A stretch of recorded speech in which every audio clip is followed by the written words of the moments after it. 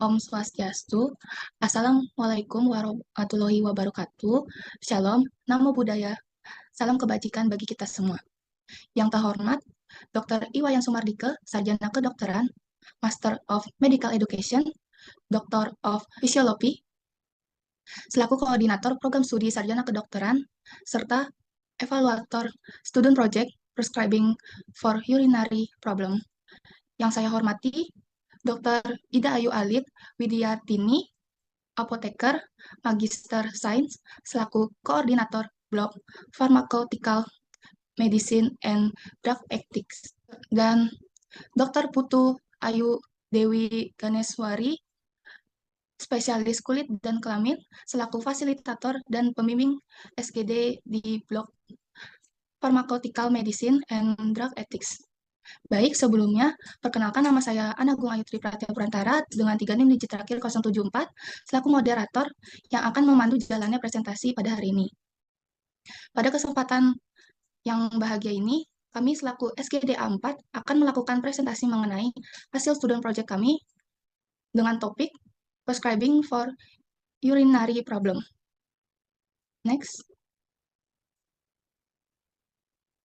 Berikut nama-nama anggota dari SGDA 4 yang akan melakukan presentasi pada hari ini.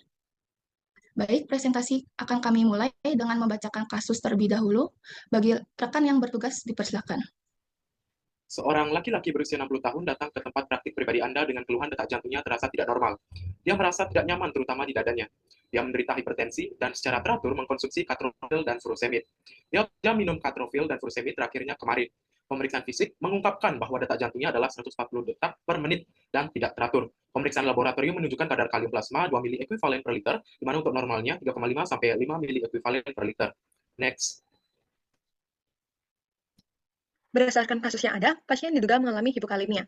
Hipokalemia sendiri merupakan suatu keadaan ketika konsentrasi kalium dalam darah berada di bawah batas normal, yakni berada di angka 3,5. Hipokalemia sendiri ada 3 tingkatan, yakni ada hipokalemia ringan, hipokalemia sedang, serta hipokalemia berat. Hipokalemia ringan ketika berada di angka 3 sampai 3,5, hipokalemia sedang 2,5 sampai 3, dan hipokalemia berat kurang dari 2,5. Kondisi hipokalemia ini disebabkan oleh beberapa faktor, seperti asupan kalium pada makanan yang kurang, kehilangan kalium yang berlebih akibat keringat, muntah yang berulang-ulang, diare kronik, serta mengonsumsi obat-obatan diuretik. Adapun salah satu contoh dari obat-obatan diuretik ini adalah furosemide. Nah, berdasarkan pada kasus yang ada, pasien sempat mengonsumsi furosemide, yang mana merupakan salah satu obat diuretik yang memicu terjadinya hipokalemia. Berdasarkan hasil pemeriksaan laboratorium, menunjukkan pasien mengalami hipokalemia berat yang ditandai dengan kadar kalium plasma yang berada di angka 2, serta detak jantung pasien yang tidak normal, dengan kata lain, pasien mengalami aritmia jantung. Next slide. Saya izin untuk melanjutkan ke step yang kedua, yaitu menentukan terapeutik objektif atau tujuan dari terapinya. Jadi di sini diketahui bahwa kadar kalium plasma dari pasien itu berada di bawah normal, yaitu pasien memiliki kadar kalium plasma sebesar 2 mili ekuivalen per liter, di mana untuk normalnya ialah berada pada angka 3,5 sampai dengan 5, di mana kondisi pasien yang hipokalemia ini menyebabkan tekanan darah pasien itu akan meningkat dan akan menyebabkan mengarah ke arah hipertensi. Jadi selain itu, oleh karena itu tujuan dari terapi yang akan diberikan oleh dokter nanti ialah untuk koreksi elektrolit, yaitu meningkatkan kadar kalium dalam plasmanya sehingga tekanan darah pasien kembali normal. Baik, bisa di next slide. Baik, izin masuk terkait dengan step 3 yaitu suitability. Pertama, terkait daripada farmakokinetik. Farmakokinetik dari captopril atau captopril dari obat captopril itu secara oral berhasil diserap sebesar 70% dengan kondisi pasien yang sehat, di mana sekitar 20% hingga 30% captopril berikatan pada protein plasma. Menurut penelitian, captopril tidak untuk masuk ke dalam sistem saraf pusat ataupun ke dalam ASI pada ibu hamil, di mana lebih dari 30% dosis oral yang diekskresikan berupa urin, 30% lainnya muncul sebagai metabolit polar pada urin. Namun, pada pasien dengan kondisi disfungsi ginjal, tingkat eliminasi keseluruhan memiliki korelasi yang erat dengan clearance kreatinin, sehingga pemberian dosis captopril pada pasien disfungsi ginjal harus dikurangi. Sedangkan farmakokinetik dari furosemide berdasarkan absorpsinya, di mana furosemide semula akan mengalami aksi dalam 1 jam pertama melalui asupan furosemide oral. Dibutuhkan 1 hingga 2 jam pertama untuk mencapai efek puncak, di mana rata bioavailabilitas furosemide oral adalah 51% dibandingkan dengan furosemide secara intravena. Kemudian distribusi, di mana secara umum pada individu yang sehat, furosemide akan terikat pada protein sebesar 95% pada protein plasma, terutama albumin. Sekitar 2 hingga 5% sisa dari furosemide tidak berbentuk ikatan dengan protein dalam konsentrasi terapeutik. Kemudian metabolisme, furosemide glucuronide itu merupakan produk aktif biotransformasi utama dari furosemide yang menyebabkan efek diuretik aktif, di mana terdapat bukti kontemporer yang menunjukkan bahwa furosemide dapat dimetabolisme secara minimal di hati. Kemudian ekskresi, di mana waktu paruh terminal yang dimiliki furosemide yakni 2 jam, total waktu efek terapeutik yakni 6 hingga 8 jam, akan tetapi waktu paruh furosemide akan diperpanjang pada kasus pasien dengan penyakit ginjal kronis. Pemberian furosemide secara intravena akan mencapai konsentrasi puncak serum awal dan tinggi, serta tingkat ekskresi puncak yang lebih tinggi, di mana furosemide sebagian besar akan diekskresikan melalui urin setelah pemberian parenteral maupun pemberian oral. Next slide. Next slide sekali lagi. Farmakodinamik ialah interaksi farmakodinamik antara kaptopril dan furosemide, menimbulkan efek yang akan menimbulkan efek antihipertensi, sehingga yang akan dapat terjadi pada pasien adalah hipotensi akut atau first dose hypotension. Pasien akan merasakan pusing dan hingga mengakibatkan pingsan. Selain itu, interaksi kedua obat ini dapat menyebabkan hipokalemia. Ini terjadi karena bekerjanya efek diuretik, mengakibatkan meningkatnya produksi pengeluaran kalium dan air. Penggunaan kaptopril yang dikombinasikan dengan furosemide harus dipantau, salah satunya dengan pemberian dosis rendah yang sesuai atau dengan melakukan tes tekanan darah.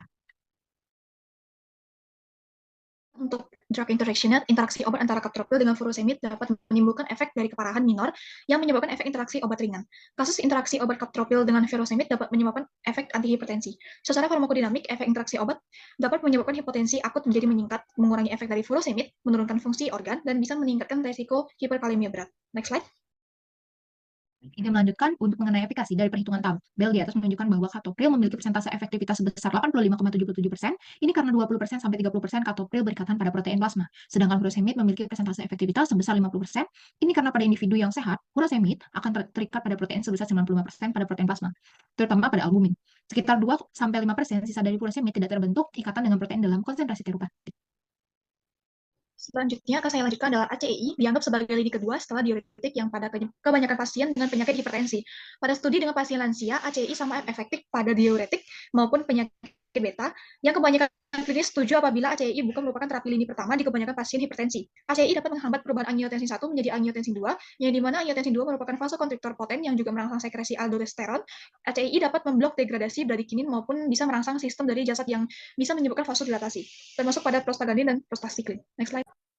Baik, izin melanjutkan terkait dari cost yang terdapat pada kedua obat tersebut, di mana cost merupakan biaya yang dikeluarkan untuk mendapatkan obat yang diperlukan. Antihipersensitif cost merupakan rata-rata anggaran yang diperlukan untuk sejumlah obat antihipertensi dalam 1 bulan dan dikalikan dengan harga obat tersebut. Di mana cost kaptropil, harga kaptropil yang terjual dan tersebar di apotek maupun toko obat memiliki harga yang terjangkau dan relatif lebih murah dibandingkan dengan obat antihipertensi lain. Contohnya yakni amlodipin. Di mana berdasarkan tabel dapat dilihat bahwa harga obat kaptropil jauh lebih murah sebagai antihipertensi dibandingkan amlodipin dan lebih murah dibandingkan obat-obat generik lainnya. Di mana biaya yang dikeluarkan untuk mendapatkan efek furosemide dengan resep yakni berkisar sekitar Rp215 per tabletnya, di mana furosemide yang terjual di pasaran apotek maupun toko obat, yakni furosemide 40 mg, kemasan berisi 20 strip, dengan isi setiap stripnya itu 10 tablet. Di mana bila dijumlahkan, harga satu kemasan kotak furosemide itu adalah sebesar Rp40.000. Next slide. Baik, untuk dosis form, di mana pada dosis kaptropil bisa diberikan sebanyak 25 mg 2 kali sehari, kemudian untuk dosisnya terus ditingkatkan hingga 50 mg 3 kali sehari tergantung daripada respons si penderitanya terhadap terapi. Pada pasien dengan terapi diuretik maupun pada pasien dengan kondisi gagal jantung kongestif, terapi bisa diberikan dengan dosis awal 6,25 mg 2 kali sehari, yang dimana untuk menghindari penurunan tekanan darah yang drastis. Tablet harus diminum 1 jam sebelum makan maupun 2 jam setelah makan. Untuk dosis penggunaan furosemide sendiri pada manusia dewasa yaitu sebanyak 40 mg. Next slide. Baik, izin melanjutkan mengenai dosis regimen, di mana regimen dosis kaptopril adalah 2 kali 6,25 mg. Regimen dosis kaptropil 6,25 mg diberikan setiap 8 jam. Sekali direkomendasikan dari guidelines drug dari Perhimpunan Dokter Spesialis Saraf Indonesia tahun 2004. Usia 60 tahun yang diberikan dosis regimen 6,25 mg karena kaptopril bisa lebih aman jika dikombinasikan dengan obat diuretik atau pasien lanjut usia. Nah, sedangkan untuk regimen dosis furosemide adalah 2 kali 40 mg pada kondisi pasien menderita penyakit kombinasi hipertensi, dan untuk pemberian injeksi awal diberikan 20 sampai 40 mg secara intravena atau intramuskular. Jadi untuk summary-nya itu memberikan KCl bulus intravena dalam, jadi dosis kalium yang diperlukan yaitu dengan rumus target kalium dikurang kalium yang sekarang dikali berat badan dan dibagi 3. Ini adalah persepan atau prescription, di mana untuk persepan ini kita harus memastikan terlebih dahulu bahwa asalnya identitas daripada dokter sudah tertera di atas dengan lengkap dengan nomor telepon dan juga di mana resep itu dibuat. Selanjutnya untuk resepnya, kami meresepkan sesuai dengan kasus yang ada, yaitu pasien berusia 60 tahun dengan hipokalemia berat, termasuk berat karena memiliki kadar kalium yaitu 2 mEq per liter, dan juga memiliki aritmia, maka kami meresepkan potasium klorid dengan dosis yaitu target kalium dikurang kalium sekarang dikali berat badan dan dibagi 3, yaitu kalium yang ditargetkan adalah 4, dengan kalium yang sekarang yaitu 2, dan dikali 60 kg itu merupakan suatu perkiraan berat badan dengan usia 60 tahun, dan juga dibagi 3 yaitu menjadi 40 mEq, di mana kami meresepkan yaitu potasium kloridnya adalah 25 miliampul injeksi dengan numero 2 agar setara dengan 40 mEq. Dan juga kami meresepkan pelarut yaitu sodium klorid 0,9 dengan sediaan 500 mili FLC numero 4 karena pada 2 mEq itu diperlukan kurang lebih 1000 mili pelarut. Dan juga kami meresepkan infuset makro sesuai dengan umur pasien yaitu 60 tahun, maka pasien dianggap termasuk pasien dewasa. Maka dari itu diperlukan infuset makro numero 1. Dan juga kami meresepkan intravena kateter G20 dengan numero 2 karena untuk persiapan satunya. Dan keseluruhan daripada resep kami resepkan juga sesuai dengan Signa Immanus Medici, di mana ini seluruh tindakan diserahkan kepada dokter. Dan juga tidak lupa dituliskan identitas pasien di bagian bawah resep. Mungkin bisa lanjut lagi, next slide. Baik, selanjutnya yaitu step 5, evaluation and stop therapy. Baik, jadi untuk evaluasi yang tepat adalah mempertimbangkan penghentian terapi karena kedua obat tersebut, yaitu captopril dan furosemide, dapat menyebabkan adanya hal-hal yang tidak diinginkan. Penghentian terapi dengan captopril dan furosemide dapat dipertimbangkan karena kedua obat tersebut dapat meningkatkan kadar kalium plasma yang dapat menyebabkan hiperkalemia. Hiperkalemia yang berkepanjangan dapat menyebabkan gangguan ritme jantung yang serius, seperti aritmia atau gangguan konduksi jantung. Jika hiperkalemia tidak segera ditangani, dapat juga terjadi komplikasi-komplikasi lainnya yang mengancam jiwa, seperti gangguan irama jantung yang parah, termasuk fibrilasi ventrikel yang dapat berakibat fatal.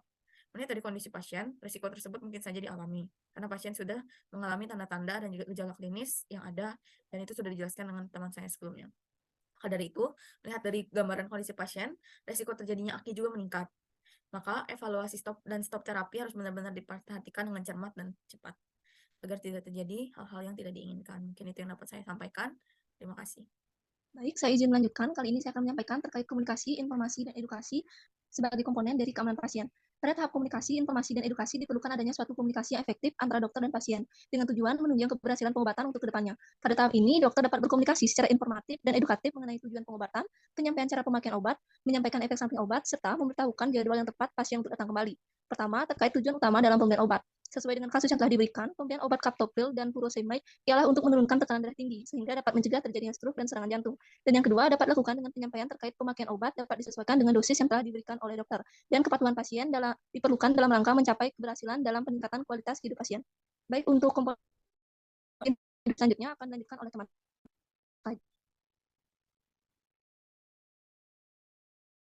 Baik, izin lanjutkan untuk yang ketiga, menyampaikan terkait efek samping obat. Pemberian captopril dapat menimbulkan efek samping yang umum seperti batuk kering dan efek samping lainnya berupa bercak gatal, kemerahan di kulit, gangguan pengucapan, mulut kering, pusing, dan konstipasi. Serta penggunaan obat furosemide ini bersama dengan jenis obat lainnya dapat menimbulkan efek samping terjadinya hipokalemia atau kadar kalium dalam darah rendah yang nantinya dapat berpengaruh terhadap denyut jantung pasien. Gejala klinis dari hipokalemia juga perlu diinformasikan khusus pada pasien dengan hipokalemia ringan. Biasanya tidak timbul gejala sama sekali, namun apabila tingkat hipokalemia sudah lebih berat dan mengakibatkan otot menjadi lemah, kejang otot hingga terjadi kelumpuhan. Selanjutnya, memberitahukan jadwal pasien datang kembali dan menginstruksikan agar segera datang konsultasi apabila terjadi efek samping yang berlebihan. Dan yang terakhir, memastikan pemahaman pasien dari penjelasan yang diberikan serta memberi kesempatan bertanya kepada pasien. Baik, sekian dari saya kembalikan kepada teman yang bertugas. Baik, sekian presentasi dari SGD 4, dan mohon maaf jika ada kesalahan kata, dan kami tutup dengan Para Masanti, Om Santi Santi Om.